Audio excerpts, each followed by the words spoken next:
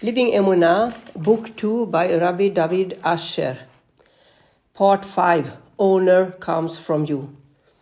The Stelpi Gaon writes in Chaya Olam, chapter 27, that Gava, pride, is an innate character trait without any rational cause, which is embedded within the personality of all people, from the youngest children to the most brilliant and accomplished adults.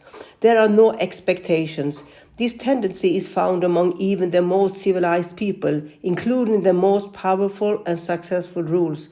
Therefore, if we offend a person's honor, he will be naturally inclined to become angry, whereas if we compliment him, he will glow with satisfaction. Most stress in life comes from the feeling that one does not receive honor, and people are the happiest when they are respected. The Kirusha Avraham, page 51, part 3, quotes the Shevet Musar that unless a person overcomes this desire for honor, he will suffer pain and anxiety throughout his life. He will go through his life expecting people to show him honor and feel slighted, frustrated, and resentful when they fail to do so. A classic example is this in Korach Bamidbar, chapter 16. Korach had everything a person could want. He was the wealthiest member of the nation. He was a scholar and he had a large following. But he felt dissatisfied because he did not receive this prestigious position he craved. This discontent ultimately ruined his life. How do we overcome this negative tendency so that we spare ourselves anxiety and self-destructive behavior? The pasuk in Divrei Hayamim 1:29 and 12 states, "Wealth and honor come from you." Many people understand how material wealth comes from Hashem, and we work to internalize this concept that no one can take away or give us money unless it had been decreed by Hashem.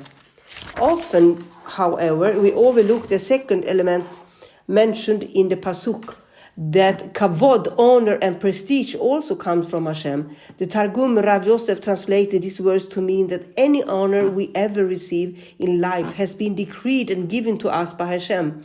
Although it might appear that we were offended through natural means, and we might therefore think to ourselves, how dare they not recognize me and give me the honor I deserve?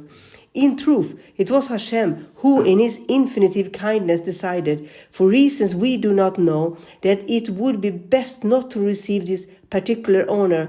Once we internalize this belief and recognize that Hashem always does what is best for us, and he decides when and how we receive honor, then we will never feel any animosity or resentment toward those who do not show us the honor we feel we deserve.